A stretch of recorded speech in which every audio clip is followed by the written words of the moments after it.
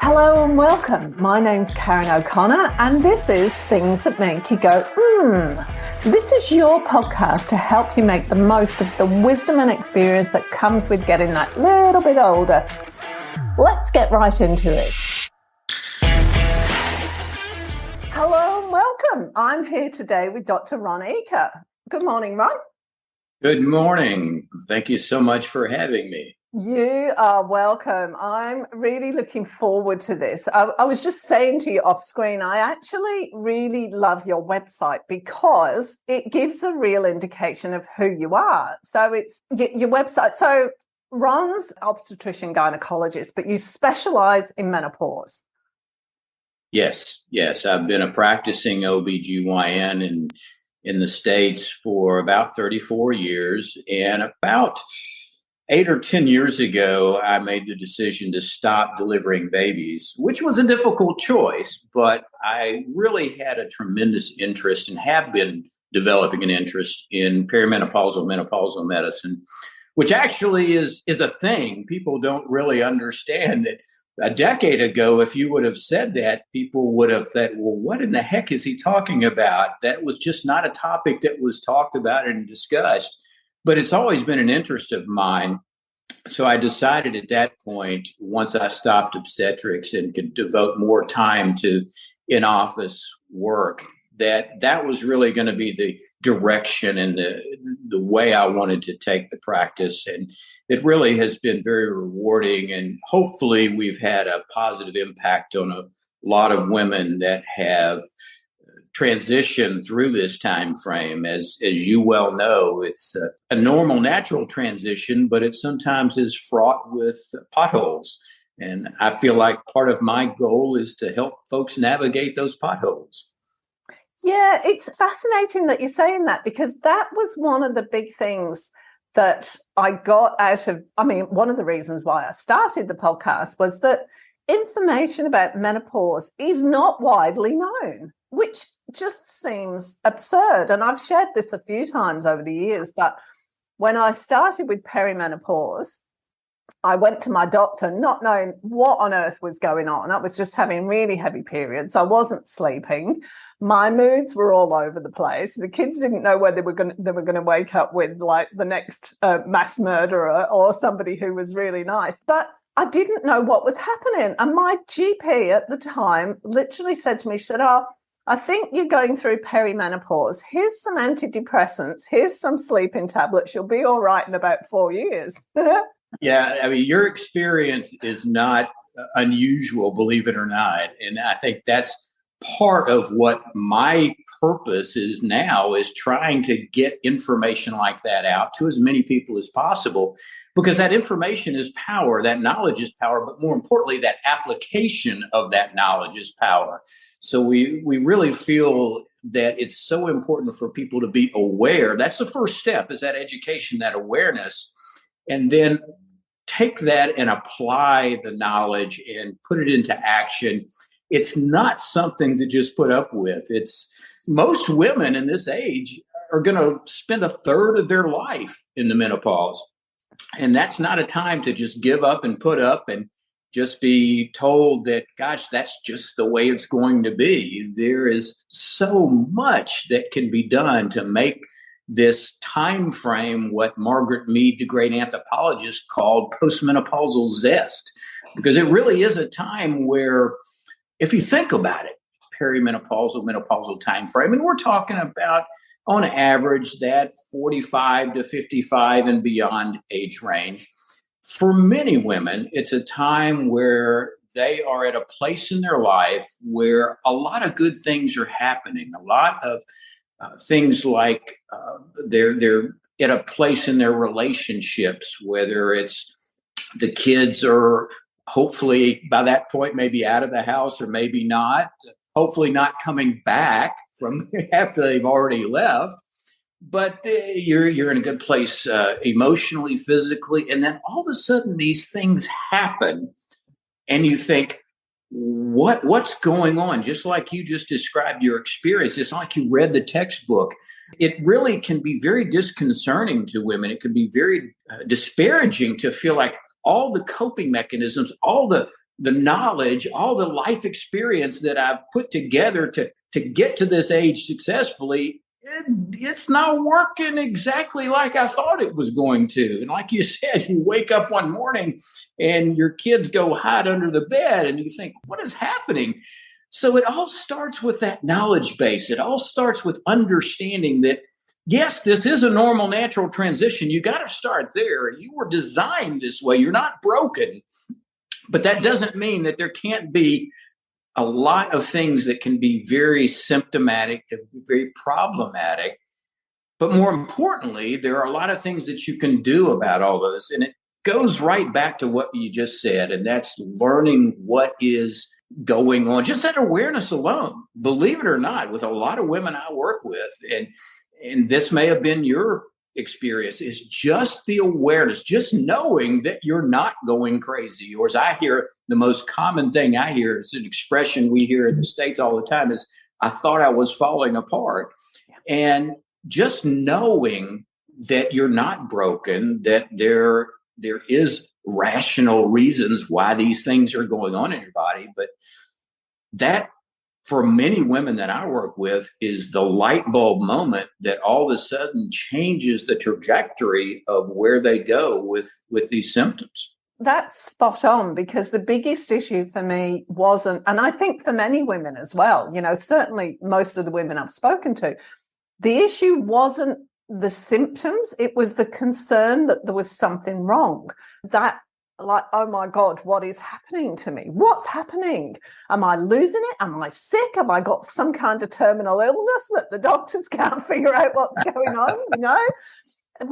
It's that lack of knowledge that causes most of the problems. And when we go into teenage years, we expect, and everybody around us expects, that some days we're going to lose it, and some days we're going to be in a heap on the floor, and some days we're going to be fine. We expect that, but we seem to have this belief that as we get older, that shouldn't happen anymore because we've done puberty. We don't need to do it again, but we actually do when we go through menopause. Yeah, I've actually described menopause to some people as puberty with experience. So it really is a transition. And quite interestingly, a lot of the hormonal changes that happen with puberty are what happened with menopause in reverse. So it's an exciting time because women are getting more information through podcasts like yourself and other sources. And it's almost the pendulum has swung almost far to the other side, in that it's not uncommon for me to be in the office and have a patient come in and bring in a stack of papers 6 inches thick that she's run off or printed from the internet when she's done all the searches. And that's great. And I'm huge on self-education and learning and being your own boss. And gosh, I can tell you, MD does not stand for menopause director. I think that it's wonderful for women to come in and be partners with their healthcare providers, but it has to be curated and it has to be put through the context, because as you well know, if you search for anything on the internet, you can easily go down into a lot of rabbit holes. And I think the last time I looked up, just did a Google search for menopause, it was over 4 million different web pages that it could take you to. And anybody who's searched for any kind of healthcare information on the superhighways knows that it's fraught with danger. And part of my role, and I think a lot of what you're doing, which is so wonderful, is you're curating that. You're taking that information and providing a context and providing valid, scientific, empirically proven advice and information that women really need to hear. And just getting information by itself is not necessarily where you want to go. It's getting information that is contextual to you individually, that is reputable, that has been vetted, that is not trying to sell you anything. That's so important with our major source of information. We survey after survey, women will tell you that their major source of information about the menopause is number one, family and friends, which it didn't used to be because nobody talked about it. But now that's a little bit more so. And then second is the internet. And unfortunately, about 12th is their doctor, which maybe says something about the healthcare system. But I know from personal experience that the more people search, the more confused and frustrated they sometimes get without somebody to partner with them to cut through the noise. Because I noticed in your, it was actually on the website, I think, you've won all kinds of awards about your education around menopause and stuff, haven't you? Which is, to me, that's the issue. One of the reasons for me personally why I wouldn't go to my doctor was that experience when I first went, because the doctor, and it was a woman, didn't explain anything to me. She just said, literally, you're going through menopause and you'll be okay in a few years. There was no structures that I could put in place, and there was no explanation given. And that, I think, is the issue. Like, I talk to experts like you, and it's fantastic. And I think, my GP needs to know this. Why doesn't my GP know this?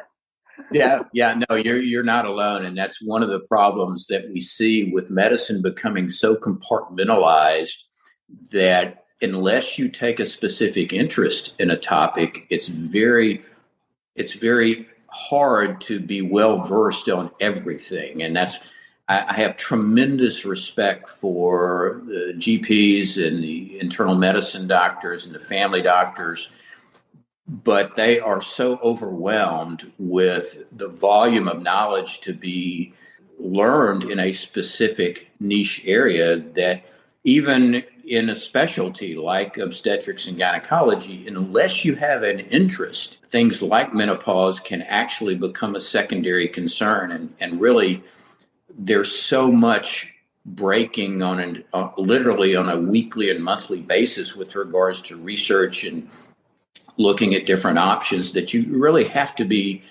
very well vetted on that. And speaking of the gender, that's something that's very dear to me as a male physician. I almost always would get questions about, well, how could you possibly know anything about menopause? It's something you'll never experience. In fact, about 10 years ago, when I wrote my first book on hormones, I was speaking to a large group, and a lady came up to me afterwards and said, Dr. Eaker, I really love what you say. I love what you talk about, but you're the wrong age and the wrong sex. And I just, it really took me back. And I said, well, I'm glad you told me that, because that's something I really need to address, because that's part of that's part of that trust that's important for people to understand. So I think the way that I view that is this: menopause is not a gender issue. It's an experience issue. It's a knowledge issue. And simply because I will never have a hot flash doesn't mean I haven't walked with thousands of women who have and literally learned from them. I feel like a student every day when patients come in. I'm constantly learning from them, and then hopefully translating that into advice for others that are walking through that. Plus, after doing this for 34 years, you see both sides. You see women coming into it like you described in the early part of your experience, but I've also seen hundreds of women, if not thousands by now, on the other side. So I can bring that perspective in letting folks know that there is light at the end of the proverbial tunnel, and it's not an oncoming train or it's not a hot flash. It actually is solutions. So it's something I'm very sensitive to and really embrace. The other thing that I found that's quite interesting is you think about the menopause time frame, and oftentimes, as you already mentioned with your kids, none of this happens in isolation. None of this happens in an envelope. And in many instances, a lot of stress and a lot of problems surrounding the perimenopause is in the interaction and the perception of a woman's significant other. And if it happens to be a man, golly gee, I can bring that perspective also and say, here is part of the issue. Let's bring them in. Let's talk about understanding what this is, because really for men, it is a matter of knowledge, because you think you are confused. Holy cow. Let me tell you, they're not just dazed and confused. They're running scared because they say, wow, here's this person that I've had this beautiful relationship with. All of a sudden, things are just not the same in many ways. So you got to remember that for a lot of women, this is something that goes beyond just their own experience. And I think it's important to take that in consideration when it's something I always ask is, do you have someone in your life that is struggling with this like you? And would it be helpful for you guys to come in together, or for me to just talk to them separately? Because that can be a source of stress, and stress magnifies these hormonal symptoms in many instances. I was actually, when you were talking before, I was actually going to say that, because I have had quite a few men reach out to me and say, my wife's going through menopause and I don't know how to deal with it. And I did interview a friend of mine who's a counselor, because his partner was going through menopause. So I wanted to see his side of it, because all of a sudden our moods change. It is suddenly like living with somebody that you don't know. And a friend of mine who's American, she had the best solution, but something as simple as this. She said, look, she sat her family down and she said, guys, I'm in perimenopause and I don't know how it's going to impact me in terms of my mood and everything. So if I walk out of my room in the morning and I say, I am not fit for human consumption today, please ignore anything I say. But that one simple conversation just allows everybody the freedom to go, okay, right. It gets out in the open. It gets discussed. It's talked about. And I think that's the first step. In the course that I've put out on menopause, that's a very important chapter, if you will, that talks about how that communication between partners, between families, is really key to prevent any misperceptions, prevent any conflict, prevent any problems that will fester if not discussed, if not talked about. And that's the first step. And my caution then is always to make sure that all parties also know that I'm not going to use that as an excuse. And I also don't want you to just immediately attribute any changes to, oh, honey, that's just your hormones. That's just as bad. So it's a very important dialogue that goes on. And sometimes that is helpful being facilitated by someone who can kind of explain. Sometimes for men, it helps to explain the physiology. Sometimes it's a little more than they want to hear. They don't want to know about ovaries. You mention those words and they break out into a sweat. So you have to gauge that in each person.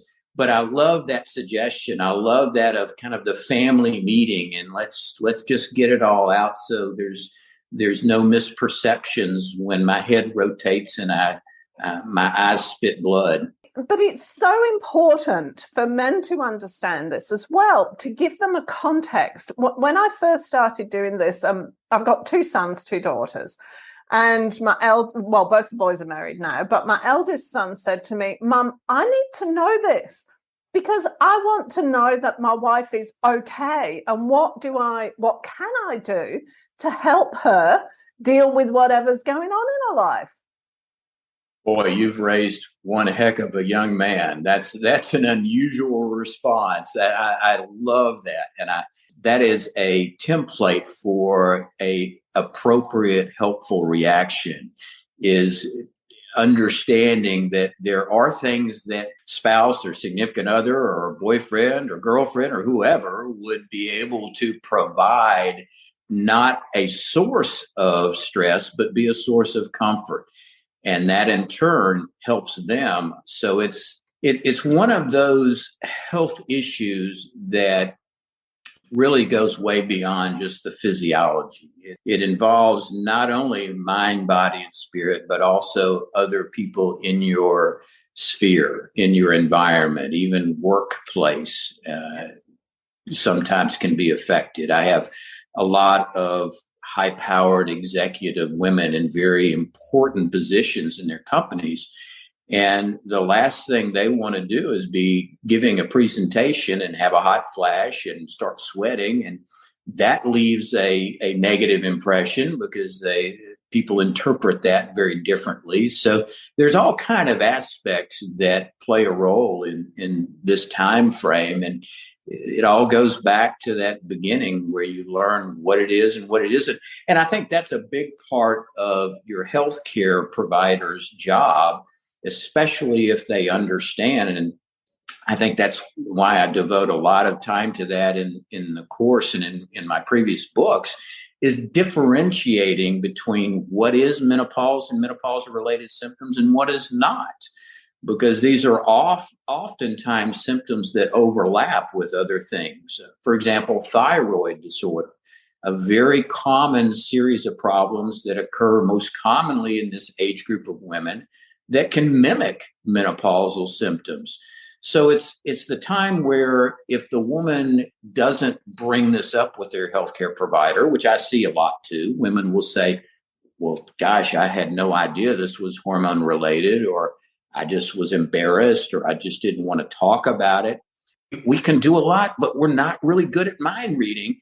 But if someone will relay those symptoms, then part of our job as healthcare providers is to take a hard look at what those are, and first and foremost, be very clear in differentiating what is related to menopause and hormone related and what potentially could be something quite different. We tend to resist the thought of being in menopause. That's generalization, but we do that's very true. Back off like, oh my God, I cannot possibly be going through menopause or coming up towards menopause.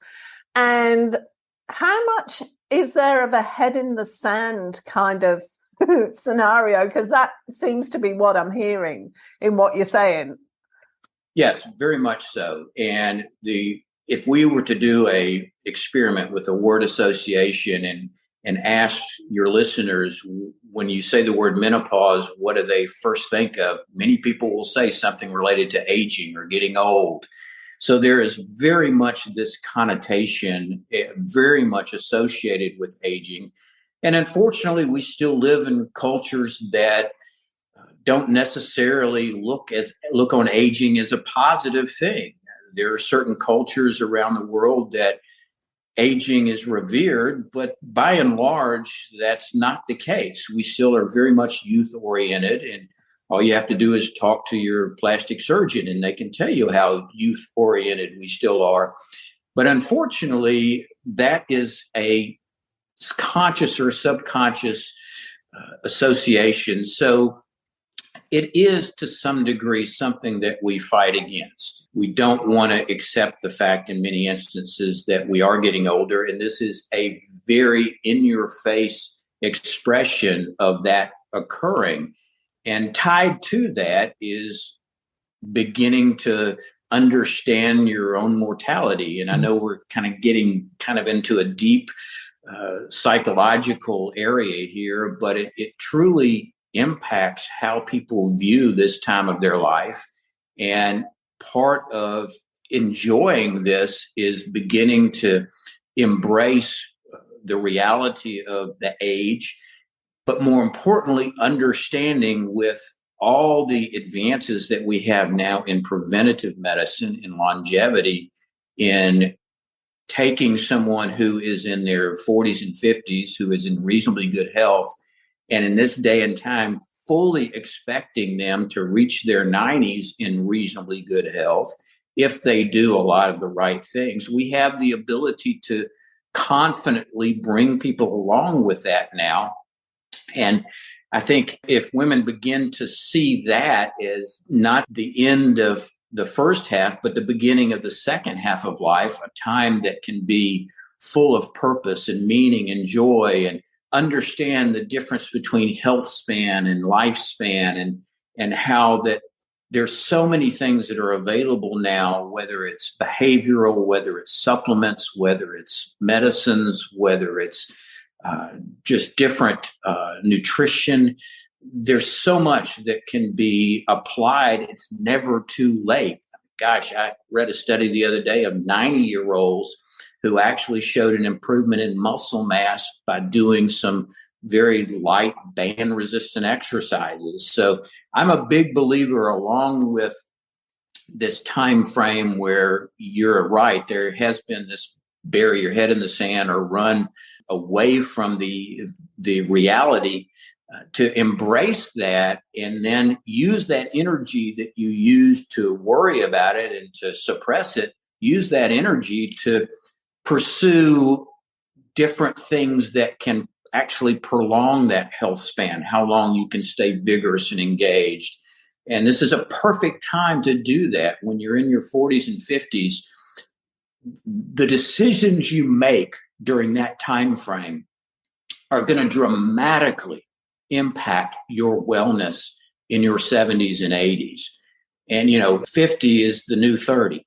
And I think that there is so much that we can embrace because of the impact it has on those years. It becomes logarithmic rather than linear, meaning that it's almost like compounded interest. If we make good health decisions in our 40s and our 50s, it's going to come back dramatically in the 70s and 80s in enhanced lifestyle and lack of chronic illness and just flat enjoyment of life, being able to do the things you want to do. I read a study the other day, and this was in the States, that said that the average difference between a person's lifespan and their health span, meaning that the lifespan is when they die, but health span is how long they can be doing the things that bring them joy, whether it's being with, still working in their job, or being with family, or traveling, or whatever it involves. The difference is 14 years, meaning that on average, that's just average, for 14 years before you die, you are either debilitated physically or emotionally and not able to do the things that you normally would bring you purpose and joy.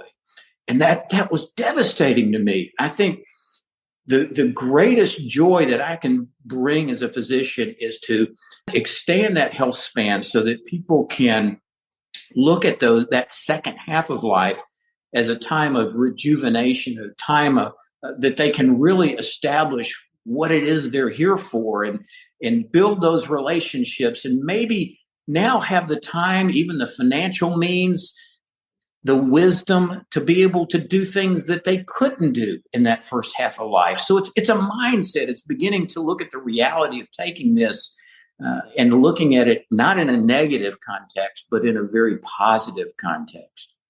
That was astonishing to me. It's like, yes, you kind of summed up everything that's been going on in my mind for a while.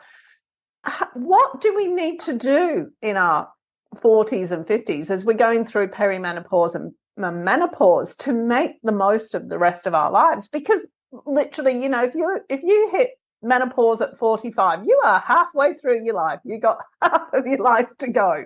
And we all want to be making the most of it. So what can we do? Well, specifically, I kind of break it down into what I call 4 pillars of health. And this applies not only to menopausal women, and we can talk a little bit more specifically about some of the things that apply to longevity for menopausal women. But let me just give you the 4. And believe me, there's nothing magical here. I didn't get some revelation from above that told me what these were. These are things that you probably learned in kindergarten. But if we don't apply them, they're probably about as effective as you thought they were in kindergarten. And number one is nutrition. I mean, that's our medicine. We know from the ancient times that what we eat, what we fuel, what we put in our bodies is so vastly more important than almost any other aspect of our health. And when we think about longevity, when we think about wellness, there's so much information now available on the types of nutrition. I mean, we can talk at length about not only what you eat, the macros, the protein, carbs, and fats, but how you eat, even the order in which you eat, the time in which you eat. All that plays a role. And again, it goes back to that education. We could spend an entire podcast just talking about what to eat. Now, for perimenopausal women in particular, when it comes to nutrition, there's a number of things that are exceedingly important. Number one is some of the regular nutrients we think about, things like calcium, like vitamin D.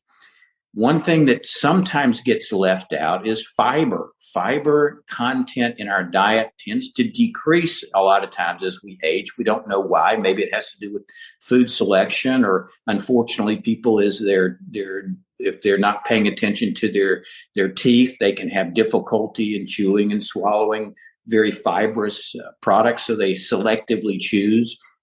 Fiber is incredibly important as it relates to not only GI health, but we know it has a massive effect on cardiovascular health.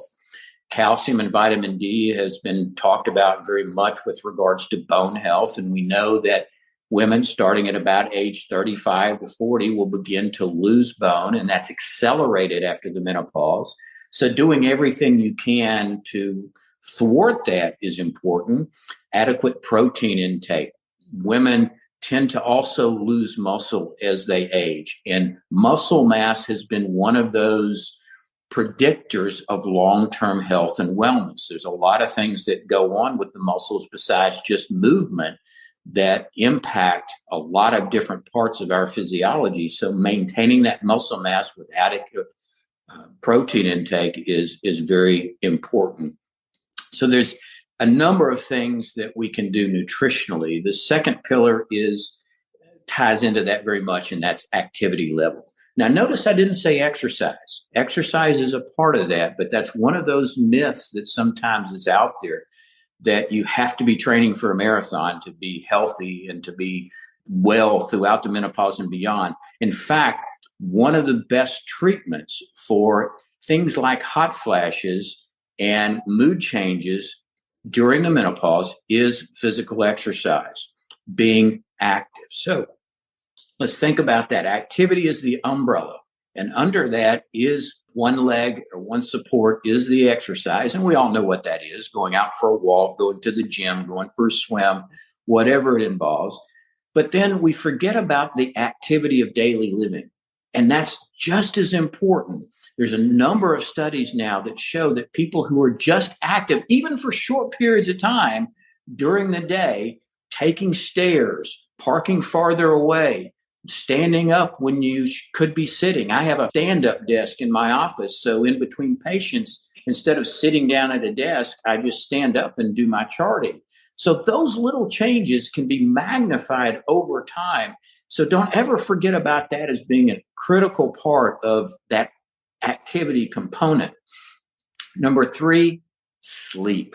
And boy, does this make a big deal. This is a big deal in menopause, because one of the major symptoms that many people experience in the menopause is a lack of sleep or a disruption of sleep for a number of reasons, not to mention hot flashes, which tend to occur more commonly at night and disrupt the normal sleep pattern. And there's a lot of things that you can do with sleep, and a lot of things that can help facilitate not only quality and quantity, but that's really an important part, especially during these years. And it's something that oftentimes gets ignored, oftentimes is thought, oh, that's not really important because it just makes maybe a little tired the next day. But people who get less than 6 hours or 5 hours quality sleep a night, not only are they feeling tired the next day, but it increases their risk for cardiovascular disease, for diabetes, for certain cancers, and even for senile dementia. So it's a big deal. And it really plays a role with menopause. And then finally, it's stress. Stress is pervasive. We live in a society where we can't escape it. It's inevitable. But what we can do is mitigate the impact it has on our physiology. We're never going to eliminate stress. It's always going to be there. In fact, in some ways, it's a good thing because you only get stressed about things that mean something to you. If it's insignificant, if it doesn't have purpose or meaning to you, who cares? So if you're stressed, look at it this way. At least you're caring. At least there's some purpose there, something that means something to you.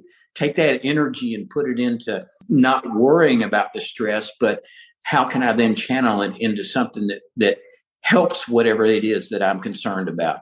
But learning to deal with stress and learning to deal with the impact it on your physiology is so important, again, across the lifespan, but even more so in the menopause, because now you have these other factors that are creating stress.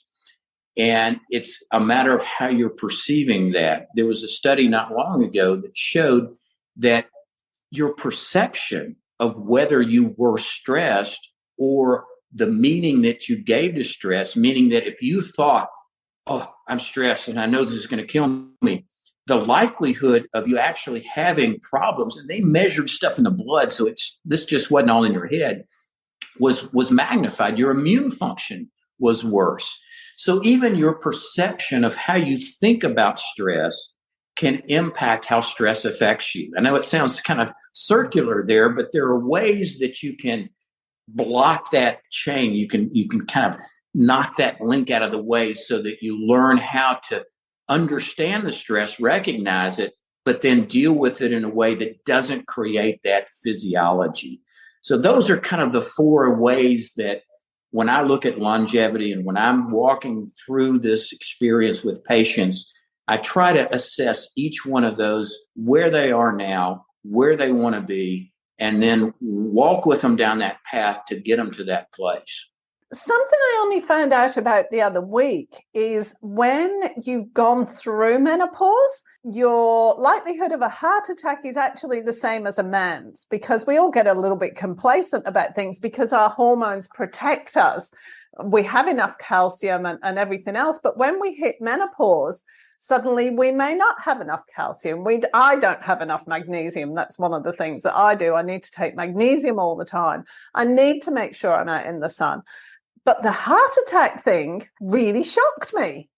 Yes, that's a great point. The number one killer of women over 50 is heart disease. 1 out of 3 women will die of heart disease. More women die of heart disease every year than breast cancer, ovarian cancer, and cervical cancer combined. So it is absolutely an important point. And the difference between premenopause and postmenopause with regards to heart disease is largely estrogen. Estrogen is a vasodilator, meaning that it helps keep blood vessels reactive, where that they can respond to normal physiological changes. That when you lose estrogen, which is what happens in the menopause, you lose some of that elasticity. And that is one of many factors that increases the risk for cardiovascular disease. And that's also where a lot of very, very interesting studies have been done on hormone replacement therapy and estrogen therapy in menopause and its relationship to heart disease. Current thinking on that now is a little different than it was. Probably your guests have brought up the Women's Health Initiative, the big massive study that was done several years ago now, where one of the headlines from that, and this looked at women who were on a hormone called Premarin and Provera, which are very common hormone replacements. And they found that women who were on these hormones had an increased risk of heart disease. When they reanalyzed the data, the average age of these women was 61 or 62, when they started the hormones. I don't know anybody in my practice that I first start hormones on at 61 or 62. So they went back and reanalyzed this data, and now they've come out with some very convincing evidence that there is what we call an estrogen window, that if you start hormones, and that's a whole different discussion in and of itself, and we could spend 2 hours just talking about the pros and cons there. But if you do take hormones and you've talked with your healthcare provider and you've looked at the pros and cons, you've weighed them in the scale and you've decided, yes, this is right for me.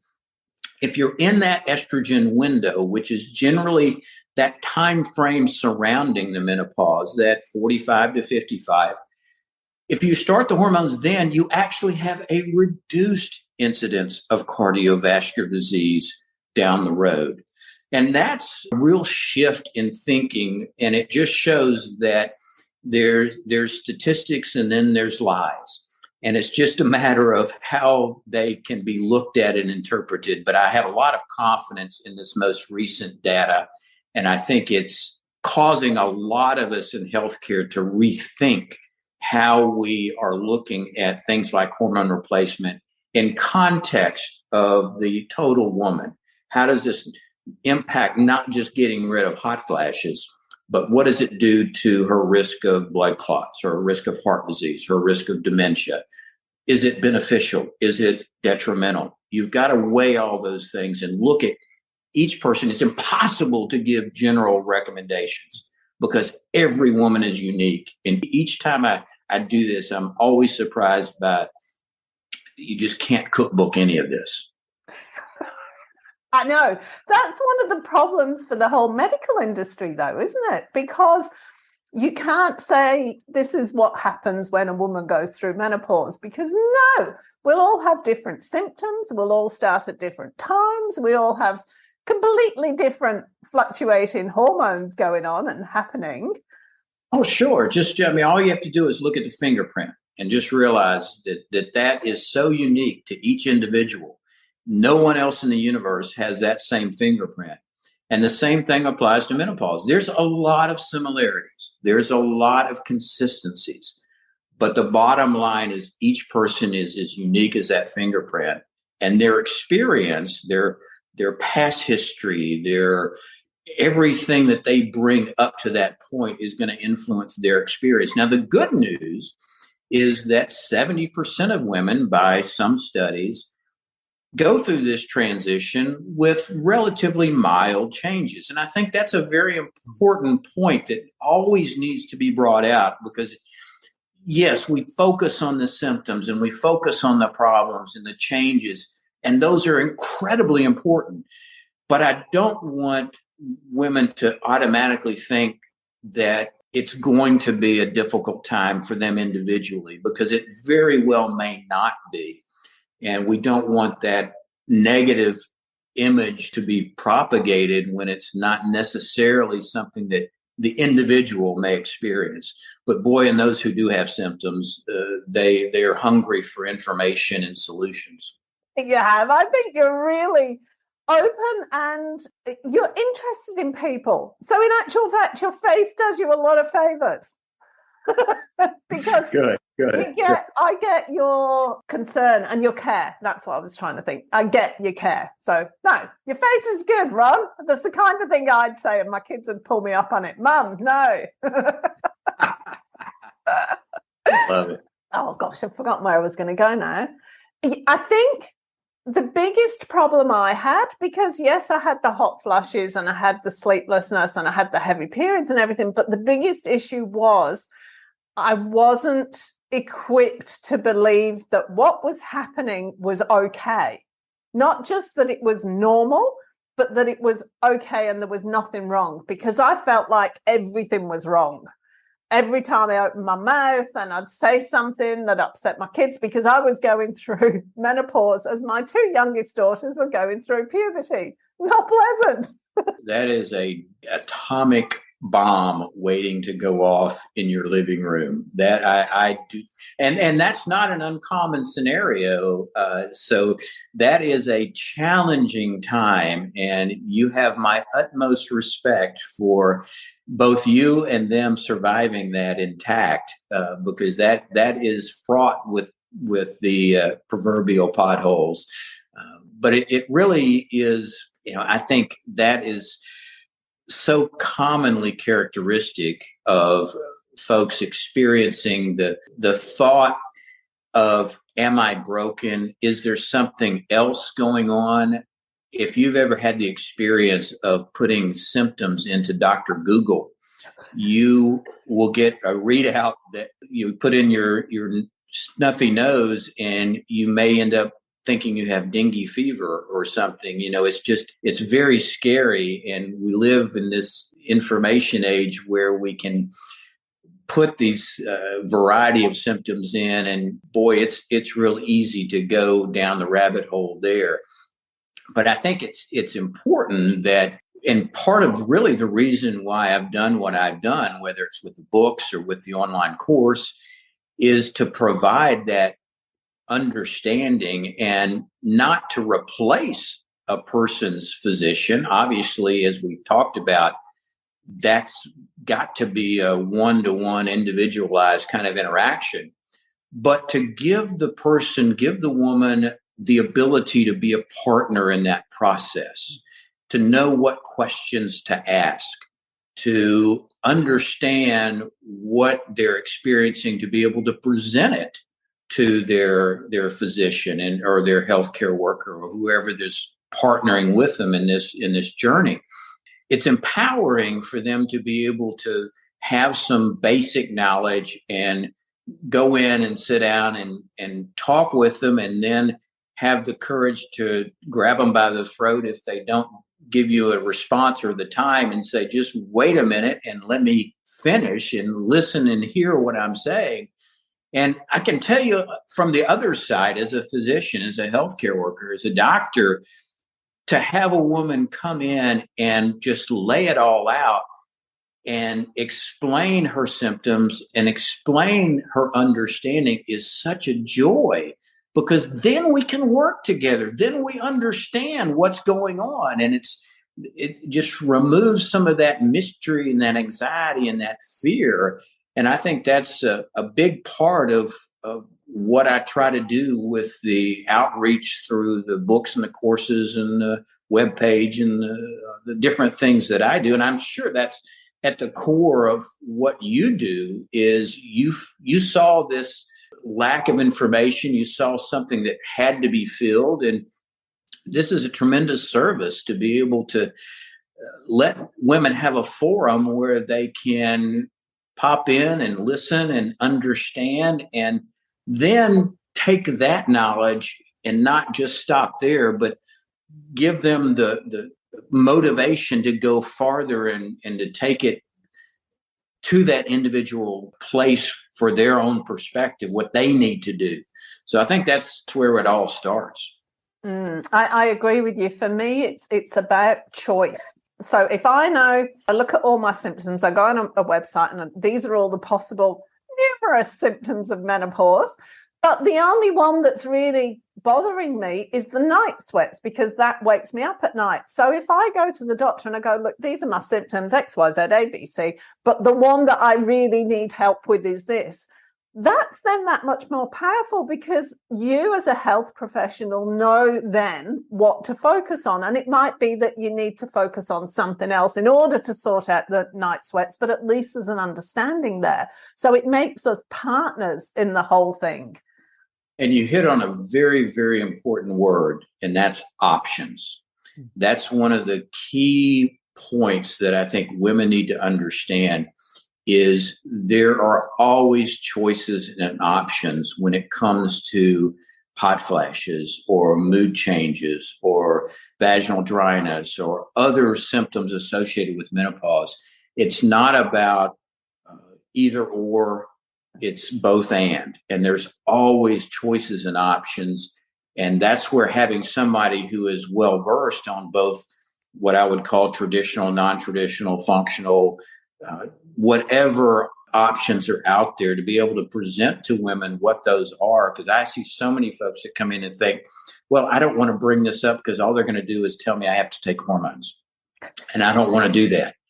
And I think that discussion has to always start with hormones may be an option, but there are a lot of other things. And let's talk about those specifically with hot flashes. Let's talk about nutrition. Let's talk about supplements. Let's talk about even acupuncture. Let's talk about whatever has been shown to be effective. Let's present those options. And then you give me feedback, because this is your body. Nobody knows your body better than you. And you have a sense, and I have this great respect for that inner voice that says, okay, this makes sense to me. Let's try that. And my job is just then at that point to facilitate that and do what I can to try to bring that about. And then more importantly, follow up and evaluate, because I see this all the time. Say somebody has terrible hot flashes and they say, I really want something natural. I really want something that is not a pharmaceutical. And I say, okay, here's A, B, C, D, E, and F, which we can try. And then make sure they understand that we don't just stop there, because very commonly someone will say, okay, I'll try that for a month. Maybe it doesn't work. So they just give up, and you never have any follow-up. They go on living with the hot flashes.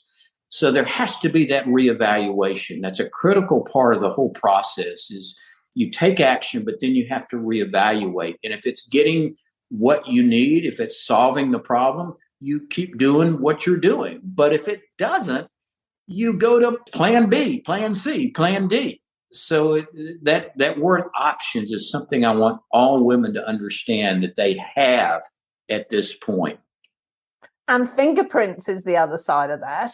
Because we're all different, option A that works in 99% of cases, just because it doesn't work for you, you got a different fingerprint. So you just got to keep going until we find out which bit works for you. I can take 10 women and do exactly the same thing and get 10 different outcomes. That's just the reality of our bodies and our systems. And it's the beauty of the uniqueness of each of us. It's also the frustration, because you want whatever you're going to work on to be successful. So there is that level of frustration and the need for patience, and we always live in a society where we want it yesterday. And I think part of understanding this approach in particular, you can take an antibiotic and you've got a 99% chance it's going to cure that strep throat. But when it comes to these issues, there's so much uniqueness and so much difference in how our body responds that I always start and tell folks that patience is truly a virtue, that we're not going to give up, that this first approach may be incredibly successful and it may not, but we don't just stop there. There's always a new direction. Mm-hmm. And there's not one cure fixes all. Sorry, ladies. It doesn't work like that. Exactly. So I'm gonna wrap up there, Ron. Is there anything else that you want to say? Well, I just am so excited about being able to be a part of something like this that is getting the word out. I think that is such a critical part of this whole concept, this whole idea of trying to bring women into a time frame that is a special time in their lives. It's not a time to give up, to just be put out to dry. This is a time that can truly be a magical, promising, purpose-filled time of their life. And it starts with that awareness, starts with that education, which is exactly what you're helping to do, and starts with that mindset, and then acting on that. And boy, just those two things alone, learning what it's about, taking steps to take action in some direction is going to put you ahead of 95% of folks who are dealing with these issues. Thank you. And just quickly, how can people get in touch with you? What's the best way? They can get me at roneaker.com, or if they want more information about menopause in particular, my website, womensonlinewellness.com. It's just all one word, Women's Online Wellness, no apostrophe.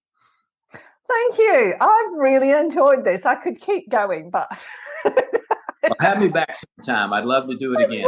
I will. That'd be fantastic. Thank you so much. Thank you, Karen. If you enjoyed this episode, be sure to subscribe so you're notified when a new episode is posted, and rate and review this podcast and share it with your friends, please. Thanks so much for listening, and I hope you're leaving with some great ideas that can make a difference in your everyday life. Until next time.